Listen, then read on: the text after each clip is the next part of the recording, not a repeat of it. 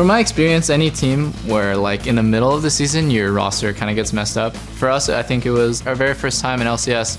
Chowster couldn't come. He was our shot caller, and it was just 1 week that he couldn't be there, and we played with a sub.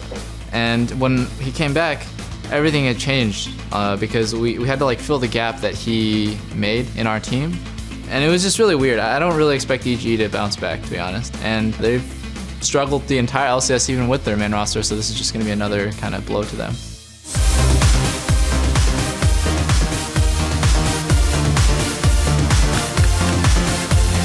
Welcome back to the North American LCS. We have pulled another caster switcheroo, and joining me at the caster desk is Sam, Kobe, Hartman, Kensler. Super weak, Riv. No time for these pleasantries. Let's get to the games. All right, Counterlogic Gaming versus Evil Geniuses. Let's do it. Kobe, you heard Doublelift talking about how hard it is to rebound when you have had a man out of play. And EG is recovering after having their 3 players out. Yeah, so EG have been in a little bit of a slump lately. They haven't gotten a win since Yellowpete, Krepo, and Snoopeh returned to active duty. But that slump actually goes even further back. They've only won 1 of their last 12 games, and the last victory being against XDG. So we've really seen everybody trying to step up, though. Innox definitely had a couple of big games on Lucian where he showed that he can split push with the best of them. And then yesterday, his Nidalee Spears helped keep his team competitive in the team fights versus TSM. They've had a lot of close games, though. They just haven't been able to close them out. Right, and now with XDG's loss to Dignitas today, this is an opportunity for Evil Geniuses to take sole possession of 7th place in the standings. Yeah, and CLG haven't had a very clean Super Week either. They messed around with their bans in their last game, trying to get, that is a strategy, though. They could have been trying to just get more high-priority picks. So we'll have to see what kind of wonky stuff they come out with this time around. They're definitely going to need to make sure that they clean up some of those in-game mistakes, though. Definitely some mechanical mistakes that they can work on. Aphromoo, though, has definitely been a consistent playmaker, and his Thresh is one of the best in the league. And against EG, he has been CLG's top performer, averaging a 12.3 KDA in their last 3 matches. He's usually able to get that Thresh, too. We'll see what happens in picks and bans as we start into the lineups, the starting lineups. It's hard to talk words. Blue side, it's Counterlogic Gaming. In the top lane is Nien. Dexter's going to be in the jungle. Link getting himself comfortable in mid. Doublelift at AD carry, and Aphromoo on support. And on the red side, it's Evil Geniuses. Up top is Innox. In the jungle, Snoopeh. Pobelter is mid. Yellowpete on AD carry, and Krepo supporting. And it is exactly something that Doublelift was talking about, that these guys have had those changes recently. It was Ken, Think Card, and it was Robert X. Lee at AD carry. And although they, kind of did their own in the beginning, teams realized that they could go after the jungle, which they can't anymore, and EG has their voices back. And while Doublelift may think that's not enough, it's been a lot for their early game. So we'll see if they can actually take that over, because it's going to be big versus CLG, who controls everything by rotating. Yeah, it was very interesting in the last game, too, because it seemed like CLG were a little bit slow in their rotations that they've been talking up so much. EG, though, we'll have to see what they can come out with this time. They are back to the normal squad, and they've had plenty of time to practice with everybody returning back to U.S. soil. Heimerdinger coming out. Saw him get a bander on the commander last game. I don't know about this game and the rest of them. Kha'Zix could be kept up. We've been seeing teams drop some bans for high priorities. Yeah, I mean, Heimerdinger, especially on this patch, turns to quite a bit of damage, and EG have been known to pull out some strategies that are not mainstream. So a little inside intel there for CLG. Target banned. Taking away the Heimerdinger. He really changes the face of the game. Makes the game a lot slower. It's very hard to play against Heimerdinger when you don't have a lot of wave clear. Or want to gank. You just end up dying to turrets. Yeah, you really need to coordinate well with your laner if you're laning against Heimerdinger, and make sure that you're not getting counter ganked, because he will win a 2 versus 2. All right, though, locking in though. Lee Sanger, that's a pretty good champion there for Dexter. He had one of the LCS big plays on Lee Sin. Yep. He's had a lot of success. Remember how much trouble he gave Dyrus on Shyvana, kicking him in the dragon mouth over and over and over. Now the Evelyn here possibly locked in. Seeing that twice on Snoopeh's list. Olaf has been up there for him at 4 picks, and it hasn't been since the early weeks. I don't really see that one coming in, but EG definitely can do something for themselves. Cruiser picked up the Jace today. We've seen a lot of different champions here towards the end of the split, and EG is figuring out what is going to work best for them. These matchups in the past for EG have seen Dr. Mundo, Olaf and Elise, Kha'Zix, Orianna and Zed, some Caitlyn and Jinx, Thresh, Alistar, Morgana. So they've played everything against Counter Logic Gaming. It's just what they want to decide here for Super Week. Seems the main thing that's staying consistent for EG is that Nidalee pick. It is a flex pick for them. They could easily take it mid, but man, does Innox really prefer that champion. So it's probably going to be an Innox top Nidalee. Now he has also been building it mostly AP though, so he's not going Bruiser Nidalee top most of the time. He's definitely accustomed to doing that, and he could easily switch up the build and go with a Bruiser top Nidalee if the team calls for it. But usually he's been looking for those late game high impact spears. So what does this kind of tell CLG? Can they infer anything off of that? They say we want gap closers now because we see a Nidalee and we want to get out of poke comp? Probably. They're going to be looking for heavy engage Riv. That is the go-to counter for Nidalee. They picked up one piece of the puzzle here. They have Leona, very, very strong long-range engage. And it looks to be that's what they're going towards. I think CLG just really have a problem with Heimerdinger. Didn't they ban it last the game with Curse as well? This time around though, they do go 2 more mid-lane Pobelter bans. Let's see what kind of long-range safety and damage EG can put on the team. Caitlyn's been a pretty for-sure pickup here. It is actually a 1-4 for Yellowpete coming in. His top 80 carry is actually Lucian right now. Doesn't look like it's going to really fit in this one with it being in the hands of Dexter for Doublelift. They don't get their Thresh though. Right, so EG are locking in some more long range here. Definitely going heavy poke, and it's definitely not a bad thing that Lucian's already taken, even though Yellowpete likes the champion. Caitlyn, much, much stronger here in this poke comp. This is very, very heavy siege for EG towards the late game. And Leona does not by herself just crack a poke comp. Just because you have one form of long range engage, we'll probably be seeing Thresh, Krepo rushing a Mikhails. If you get an early Mikhails against Leona, you can take away a lot of her mid-game pick potential. If you're able to cleanse whoever got caught by the Solar Flare, then they should be able to juke out of the Zenith Blade if you do it quick enough. Like Pobelter blind picking his mid here, feels very confident, but also wants to keep it away from Link. Link more than not will do a level 5 roam, making his opponent think he's backing, get a quick kill off of that. See if Pobelter can produce the same results as Orianna will be locked in this game. Yeah, CLG going full, hard engage, team fight here. Got some good delivery. So once again, we'll be seeing another poke versus team fight. Have to see if EG can keep their distance long enough to land some good bombs and spears. They're also going to be looking to try and take some turrets very early with a Caitlyn Thresh combo. CLG, meanwhile, definitely going to be looking to focus their team fights around things like Dragon. Get away from the turrets so they can make use of the Shyvana Ori combo. Great ball delivery system there. If Leona can land the Solar Flare into a Nien Dragon's Descent with a Link Shockwave on top of it, then that could pretty much destroy an entire EG team right off the bat.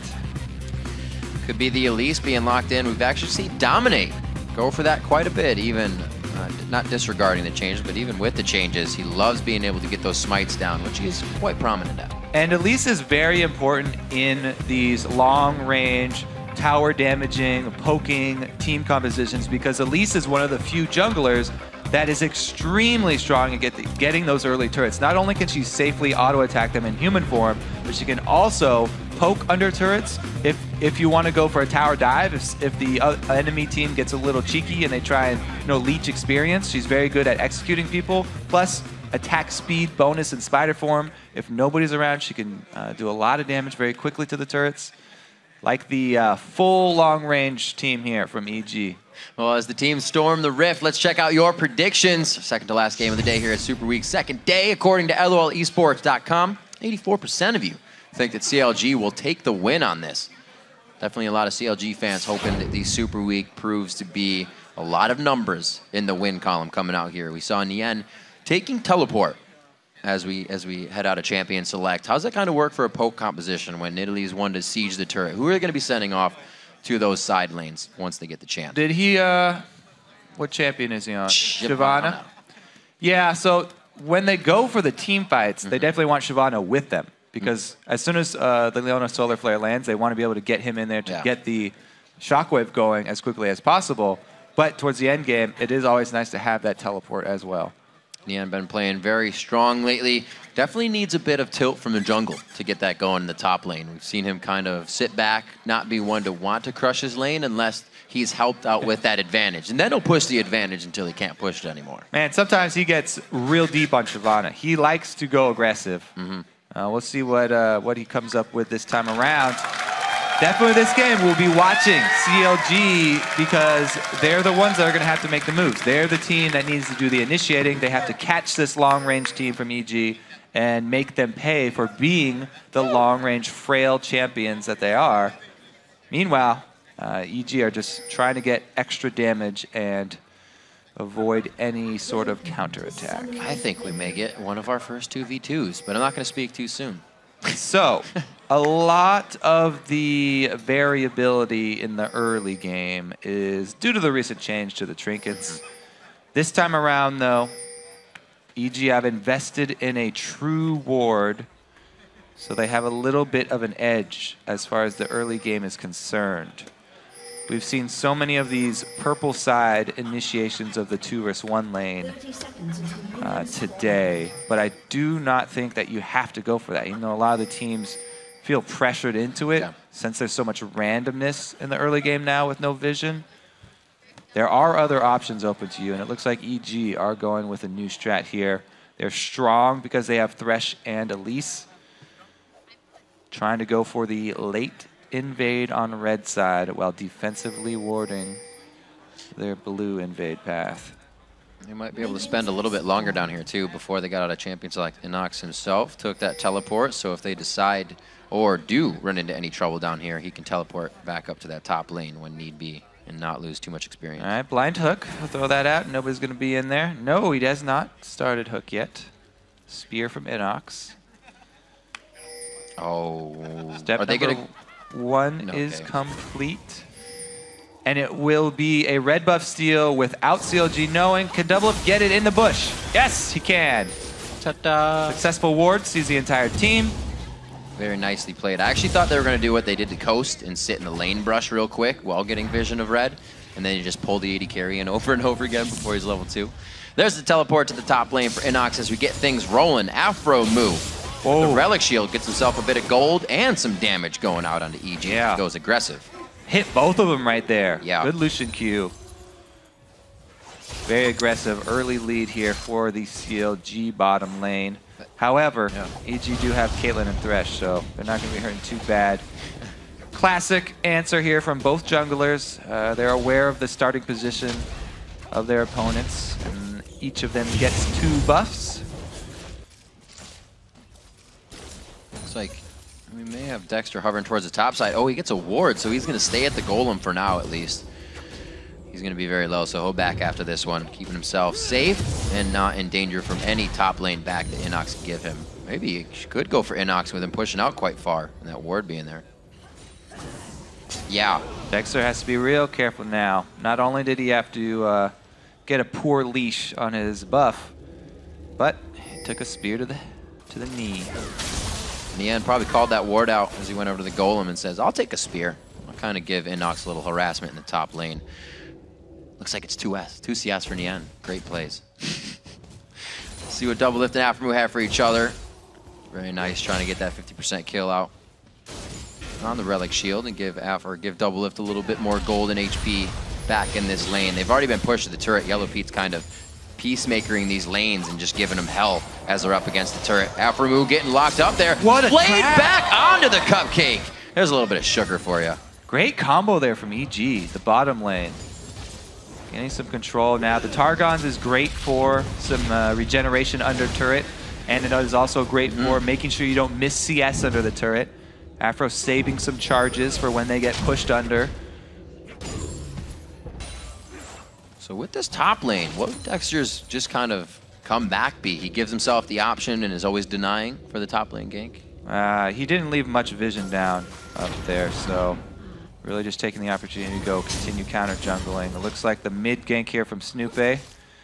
It's going to be some wasted time. Can't get in on Orianna, so venture down towards the bottom. Yeah. They call out the wards.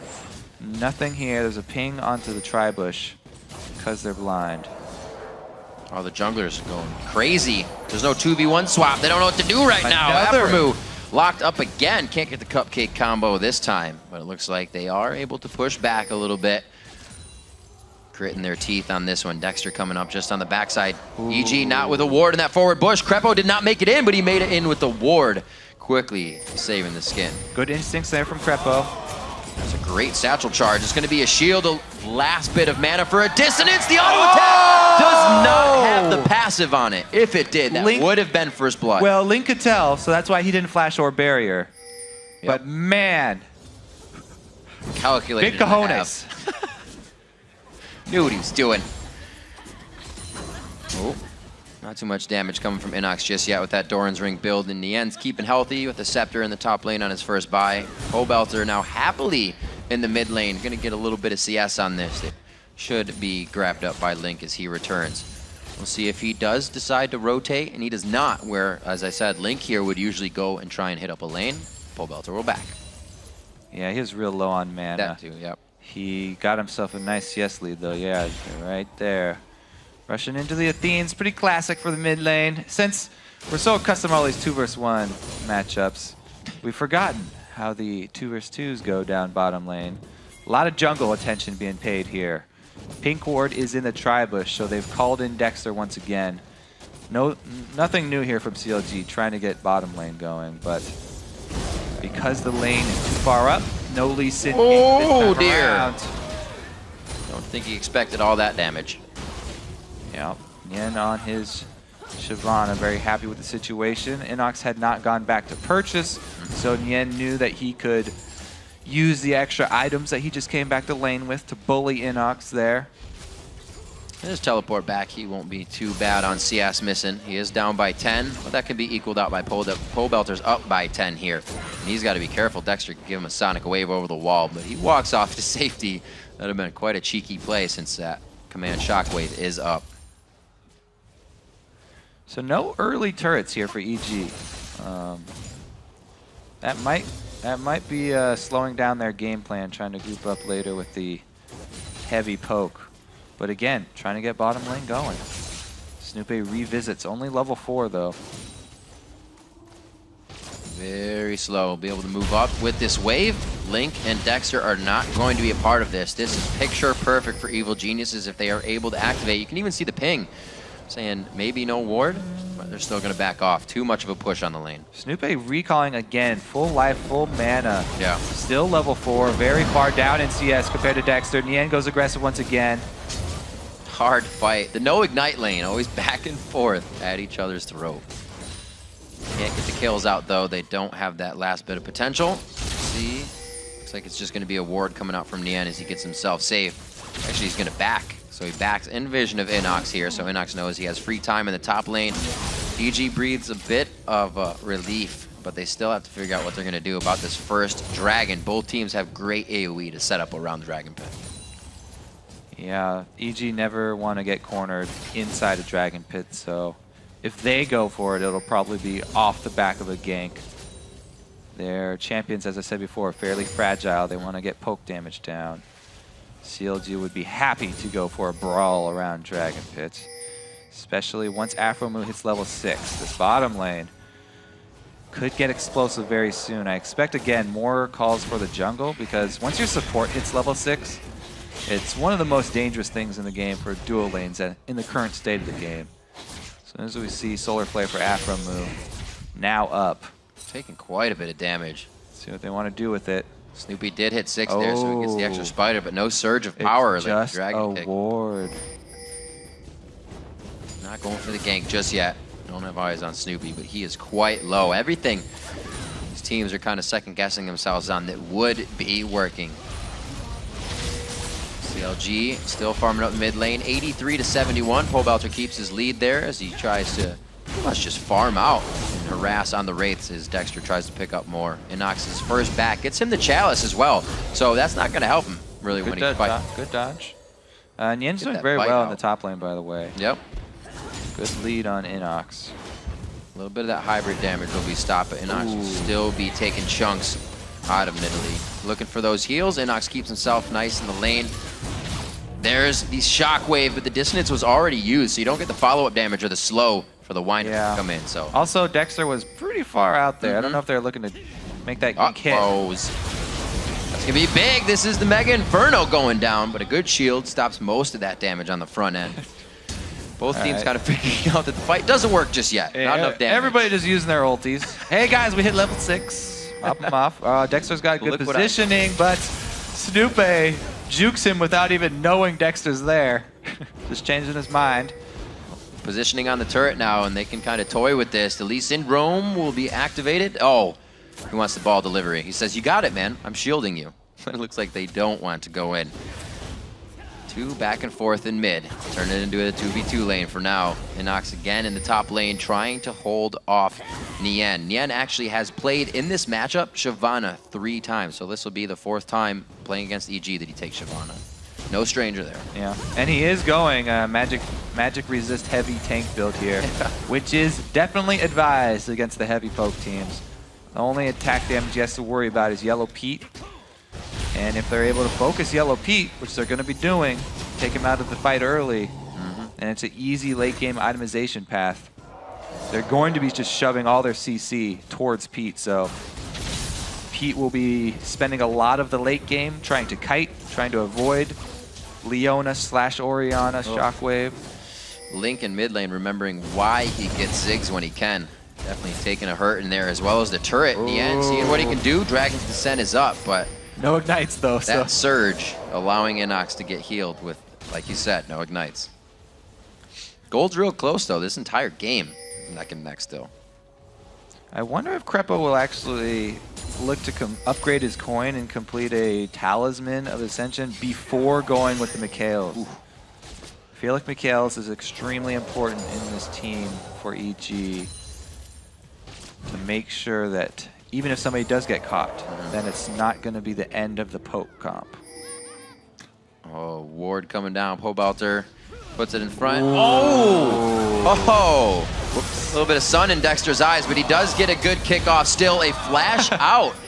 So he can't, and then he satchels himself. Well played by both sides, trying to get the kills. And CLG is really putting themselves in position to get these kills. EG's kind of walking into it, so they got to start formulating some stuff of their own. Yeah, you can tell that CLG are looking towards the dragon because they have not let Nien use his teleport to get back to lane here. He just walked back to lane this time, not trying to teleport back. They need that cooldown available if a dragon fight does break out. So right now, just trying to get vision around the area to make sure that nothing sneaky goes around. Burnout is basey. Some heck of base there. 6.4, 16.4 as it ticks up. Thanks, Gold. 500 gold in the lead is Counter Logic Gaming. Innox now another fight. Throws down the Cutlass. Active. No almost ignite, able to get it. Yeah, still not an ignite. Yeah, how many times do we have to recap that? Hey guys, no summoner switches. More aggression in the mid lane as they both try to clear. 123 to 108 there. Slight leads in each of the lane. Nobody's really got a huge CS lead. We have seen that Dexter himself, 53 to 38, is pretty good for the jungle. Snoopeh's been in these lanes. Full health, full mana. A lot of times backing because the gank's not working. Yeah, no successful ganks for either of them early. Two of the most prolific early game gankers. Lucian. Oh, Snoopeh's got vision advantage here. Dexter thinks... Oh, never mind. No action. Return to farming. Everybody calm down.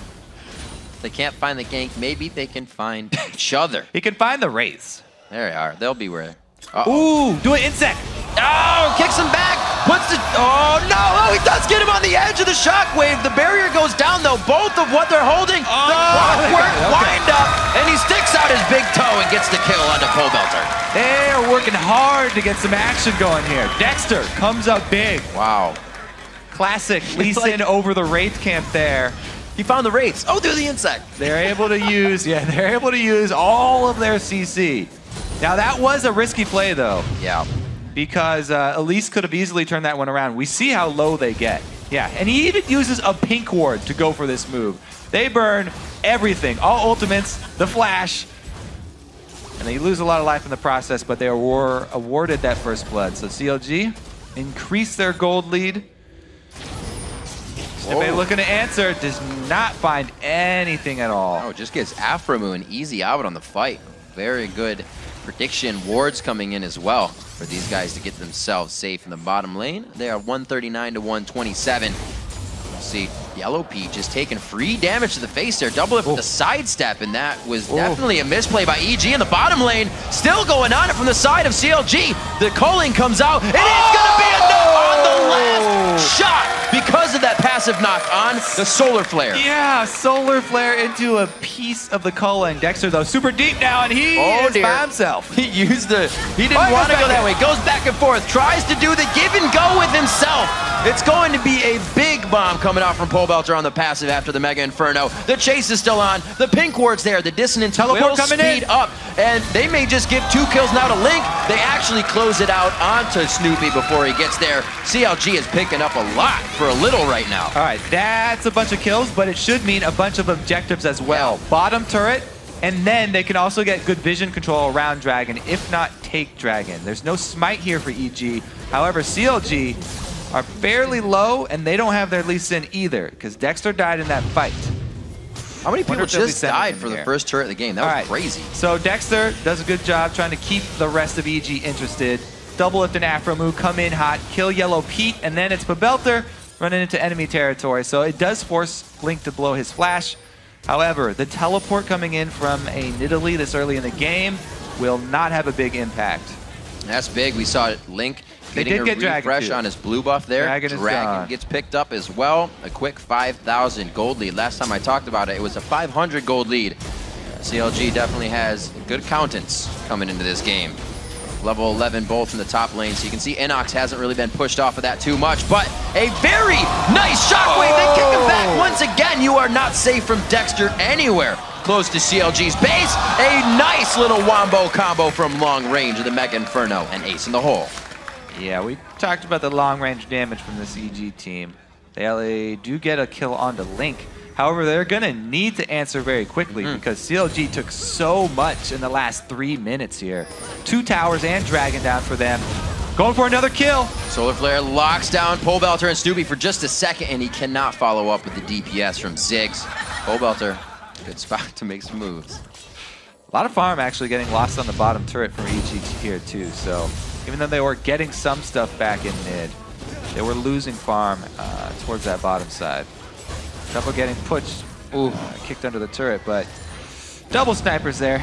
In come the artillery and the sniper shot.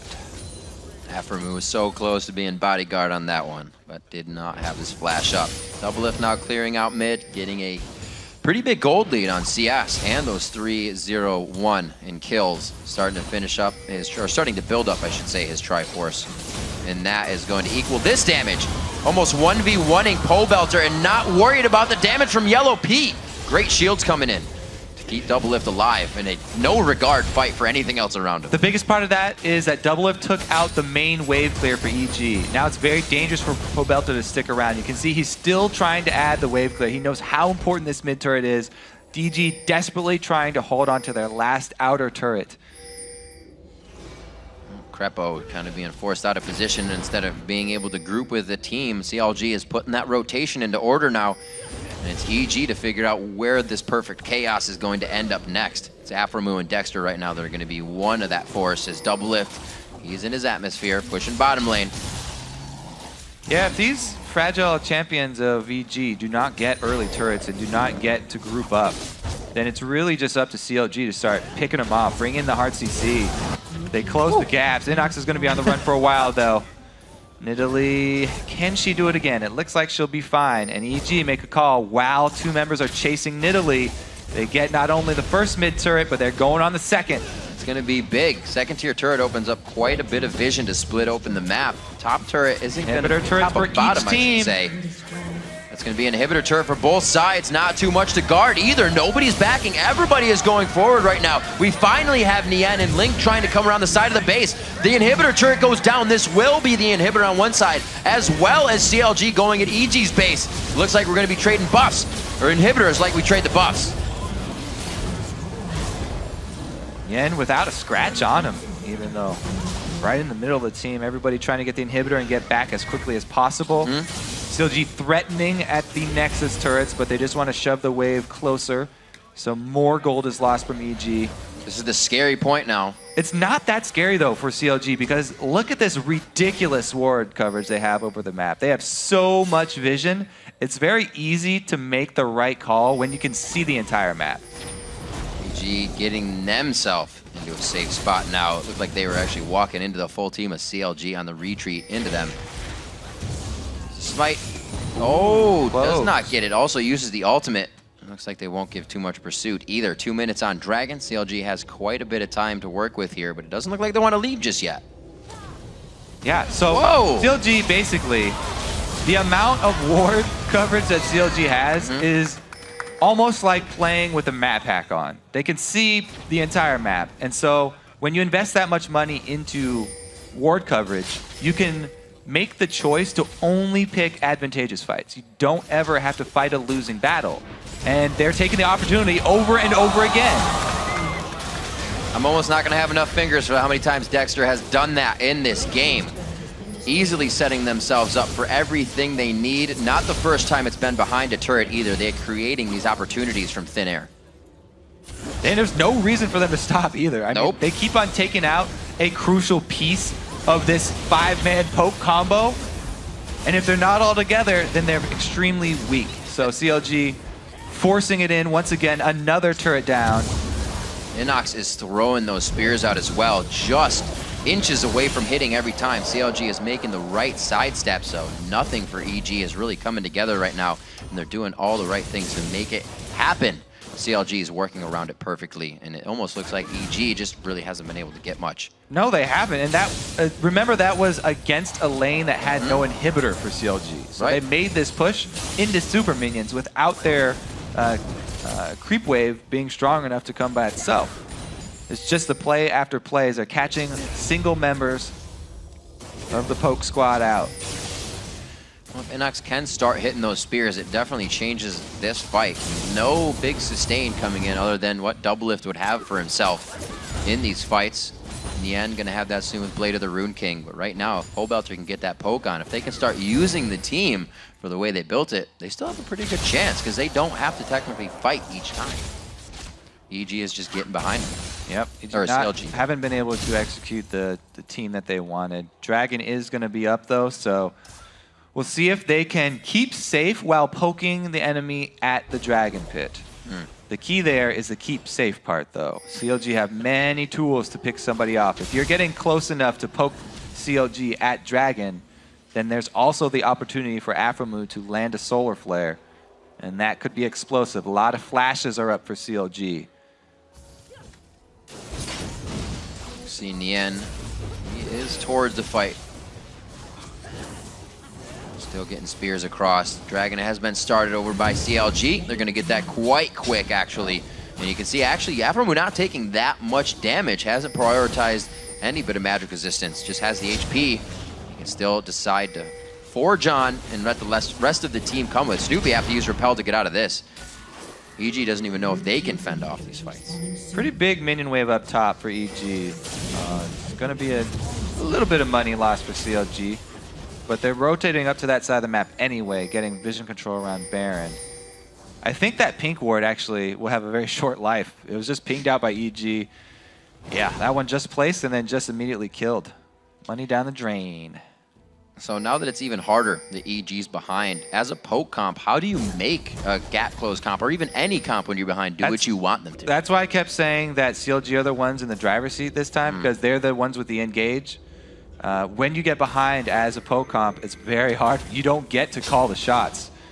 You are the ones that are just hoping for good skill shots, basically. You need good skill shots to land. because when you're behind like this, you don't get to make the first moves. Maybe it's something like a bush, a whole bunch of people camping in one bush and getting lucky.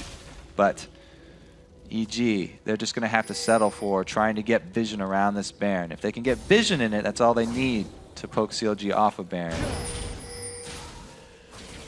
Whoa. EG with just the poke surprise. CLG has been dodging out quite a bit.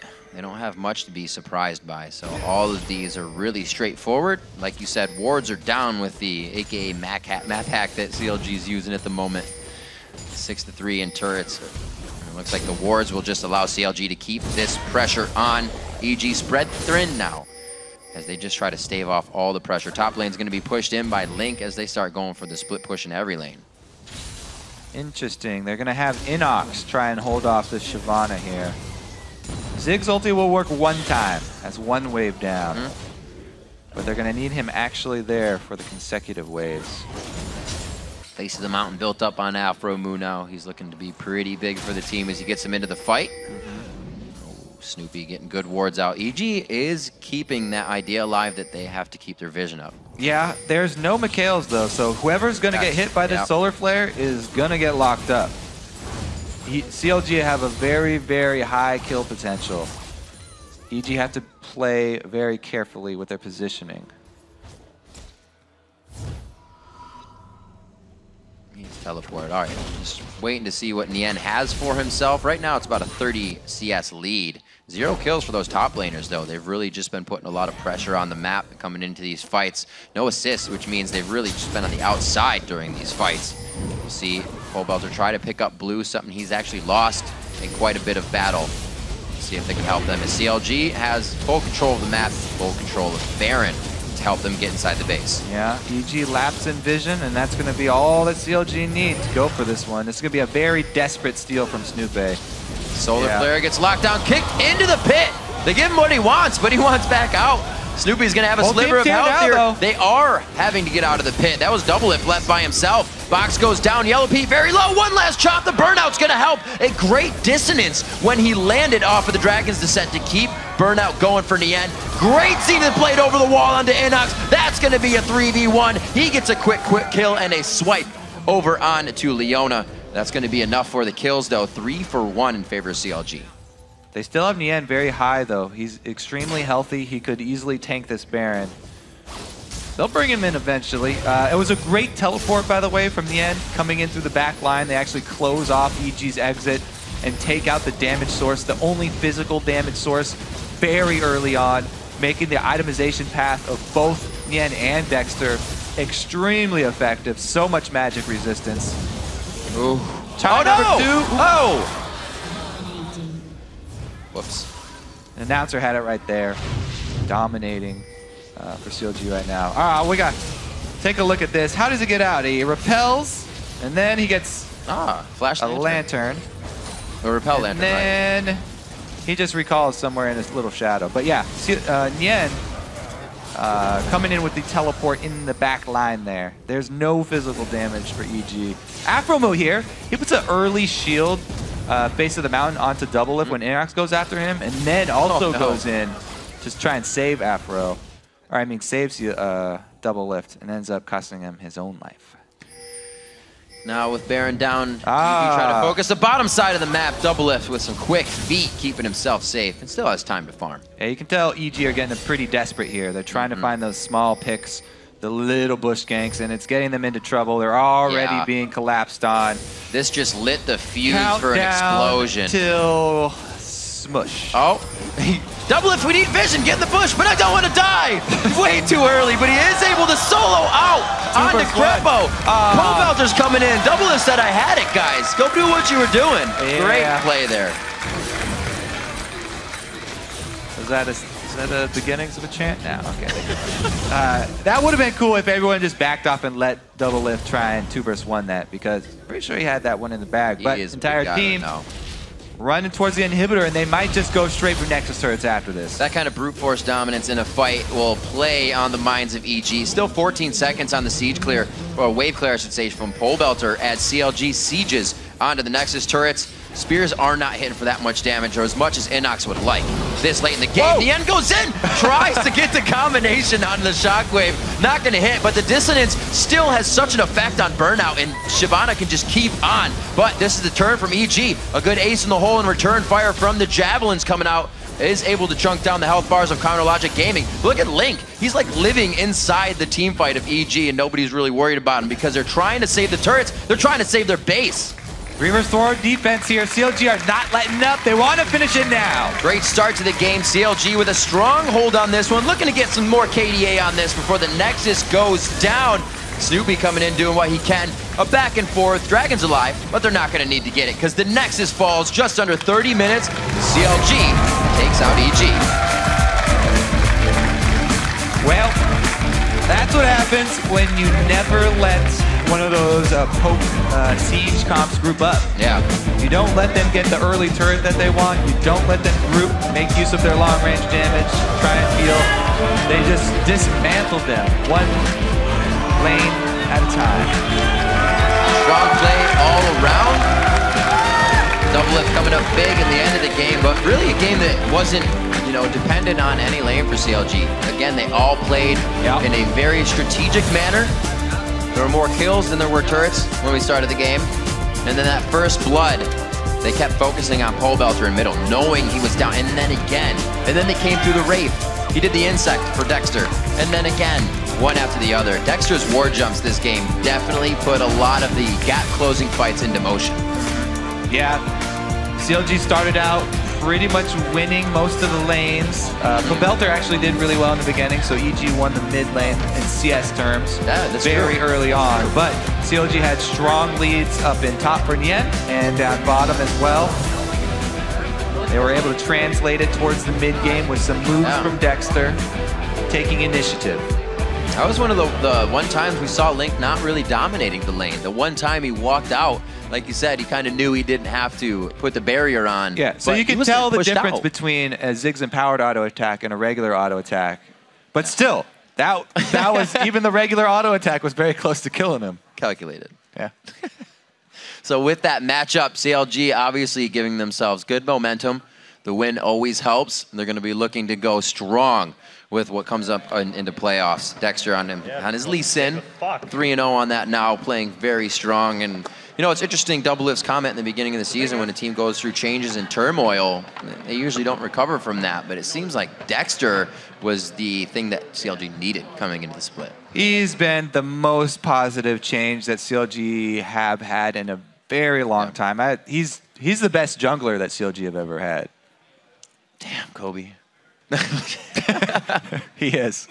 But really, strong, inventive play from him. He hugging the top lane. What kind of play does, why does he do something like that? We saw him at Golem and then hugging top lane, not getting kills on Innox, but he repeated doing it. Why was that okay? A lot of the early game is determined by the lack of wards early. So everybody doesn't feel safe in the beginning. So that's why we keep on seeing all of these multiple person invades. And so really the early game is all determined about where everyone starts. Once you get information on which buff someone started at, that's going to be the first couple minutes of the game. So Dexter, he goes from his side over to the other side because he knew that there was an invade. And that's kind of why he ended up on the top side there, because he invaded red. Also, I got to, credit to Pobelter again, as we said. He kind of blind picked that Ziggs into whatever Link was going to bring to the table. Still knew he could come out on top. And Link got hit up a little bit in Champion Select, too. Not wanting to have him too much of his strong champions. LeBlanc was also out of there. He has been carrying on LeBlanc so well. So not having Link on something that roamed, I think, slowed that down for EG in the early game, especially since we didn't get the 2v1s. I mean, Pobelter, as we said, he had a good handle on that mid lane early, so credit to him. Strong, strong play. Remember to let us know what you think are the biggest plays of the day by tweeting at LOL Esports and using the hashtag LCSBigPlays. For now, we're going to throw it over to Freak and Jat, who are joined by two members of the victorious CLG. Thank you very much, Riv. Hey, guys, we're happy to be joined by Link and Aphromoo here of CounterLogic Gaming. Guys, congrats on the win. Knowing you came in as third place, you're going to be there no matter what. How are you thinking going into this game? We were after the loss versus Curse, we wanted to win because nobody really likes losing, and so we decided to try a bit harder, and we pretty much crushed them. So actually, one thing that was a common trend, though, is the Heimerdinger ban. Are you researching these teams? You know they play Heimer, or are you just still just like the long name to see it in Champ Select? Yeah, we've seen them played in solo queue a few times, and I'm pretty sure it's really good top lane. It's just super annoying for Nien to play against and for us to play against, and we just don't want to deal with it. Okay. So legitimate bans then. So coming through then, actually, one thing I noticed from picks and bans is we don't see as much Leona anymore. A lot of people playing Karma, a lot more Thresh and Morgana. Afro, of course, you play Leona here. Why do you think she's fallen off, and why are you still playing her? Leona is really good all the time. It's just probably personal preference when people would rather make flashy plays landing a hook. Well, maybe the public think that's more skill-oriented than playing Leona. You just throw your spell. But yeah, Leona's pretty fun and pretty much does the same thing as the other champions do, with just more damage and more tankiness. I just don't think like supports like to be on the front line. They'd rather sit back and just gauge what they should and shouldn't do instead of just going all in. Yeah, still counts if you get the skill shots on Leona. But I do kind of want to ask you, since we don't often interview the losing team, and you guys were 0-2 on the week coming into this one, what do you think happened kind of high level in those two earlier losses to Cloud9 and also Curse? Like, Cloud9 was pretty much, we lost division control, and that's a really big reason why we lose a lot of our games, and that's mainly due to us having poor vision around mid. Okay. So that's something we're trying to work on and trying to improve on. But Cloud9, messed up, and they kind of threw and let us back into the game because we played some team fights well.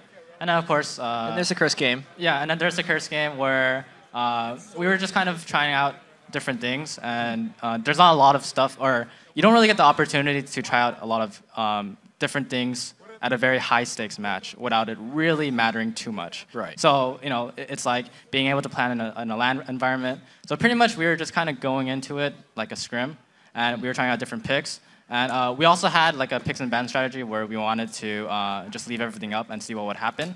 And they got some OPs and we got some OPs, and we learned a lot from that game despite us losing. And that's something that we're gonna be utilizing for the future. Yeah, and looking towards the playoffs as well. Speaking of the future, since you guys are locked in the 3 seed, Coast is locked in the 6th seed.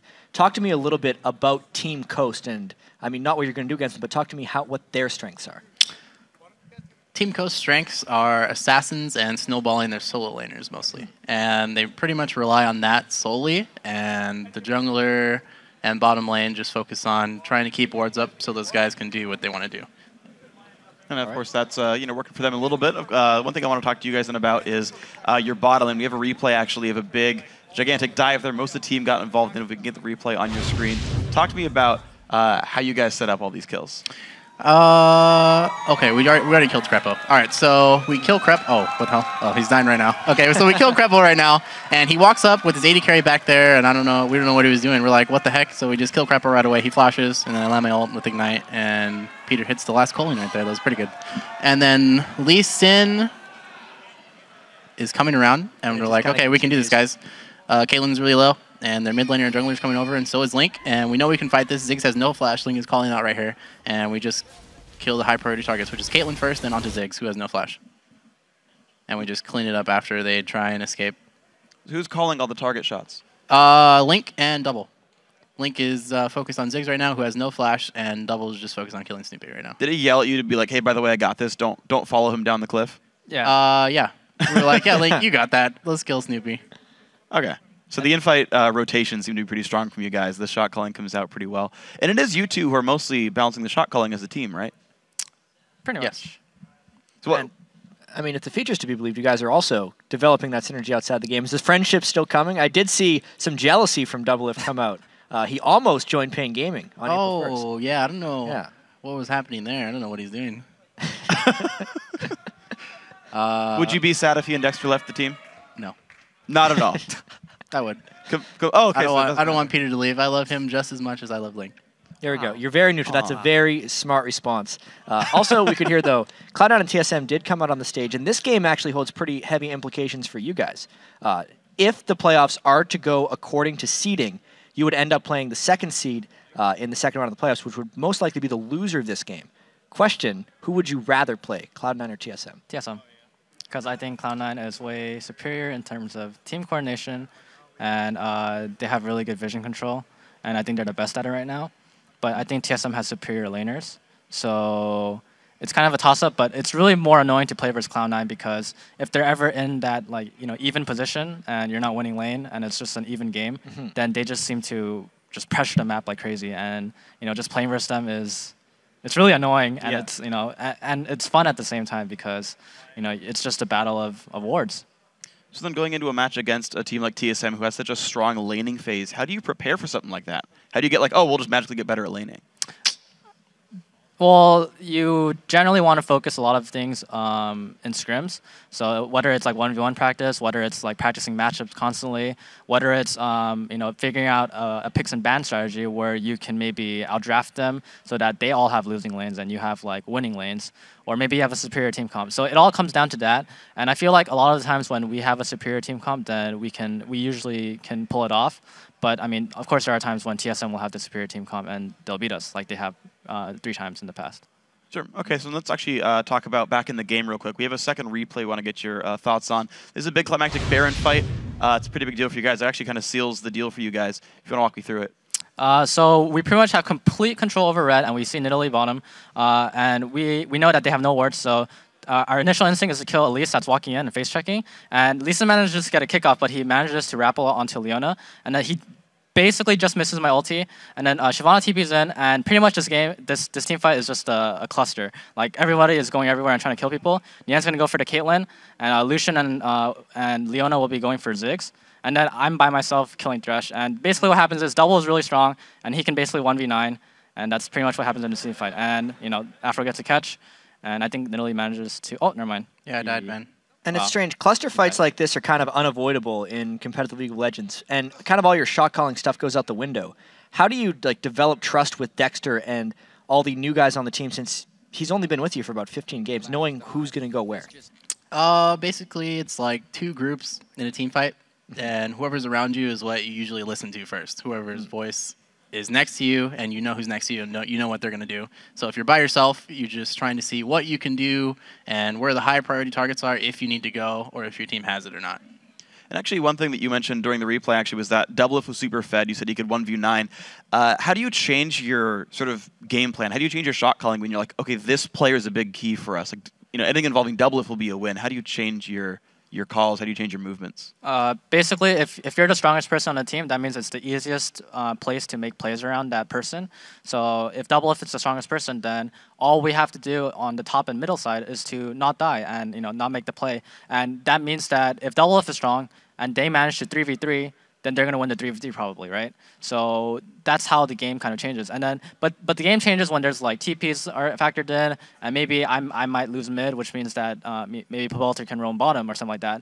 Then that all becomes a factor, and we want to rotate and move around so that there's as little factors that can affect Doublelift in dying, or at least the strongest person. So what happens is maybe if they can manage to like 5-man bottom somehow, then we won't send Doublelift bottom. We'll send him like mid or top or something like that, right? Okay. So that he doesn't, die. Sure. Yeah. Final question for you here. Knowing the Cloud9 TSM's coming up next, and you hailing from the mid lane, High versus Bjergsen is that matchup. Kind of tell me the strengths of each of those players and how you think that matchup's going to go. I feel like High has been kind of more innovative recently with his picks. So he's been pulling out a lot of strong counter picks, and Mios is always a really strong jungler with his, so he can back him up really well. And their 2v2 is insane. And not only that, the third person that is really unnoticed is really Lemon. Lemon is always there middle to back up, and he's kind of like, people don't really notice him because he's just clearing wards and stuff. But when you don't have wards on the middle side, you just feel really scared, and it pressures the other middle laner. So Bjergsen and Odd1 and Xpecial really have to work really well together if they're going to want to control mid, and if they want to get an advantage in the early mid game, because I really feel like if you can control mid, then you're going to win the game. All right. Link, thank you very much. Aphromoo, thank you very much as well. Congrats on your win. We'll see you guys in the playoffs as well as tomorrow. We've got more games. We're going to take a short break first, and when we come back, we'll get to our final LCS game of the day, the battle for first place with Team Solo Mid versus Cloud9. We'll take a 3.5-minute break, turn off the cell phones, close your other tabs, put a D&D sign in your door. You don't want to miss this one. Stay tuned. This just lit the fuse for an explosion. Till push. Oh. Doublelift, we need vision. Get in the bush, but I don't want to die. Way too early, but he is able to solo out on onto Krepo. Pobelter's coming in. Doublelift said I had it, guys. Go do what you were doing. Great play there.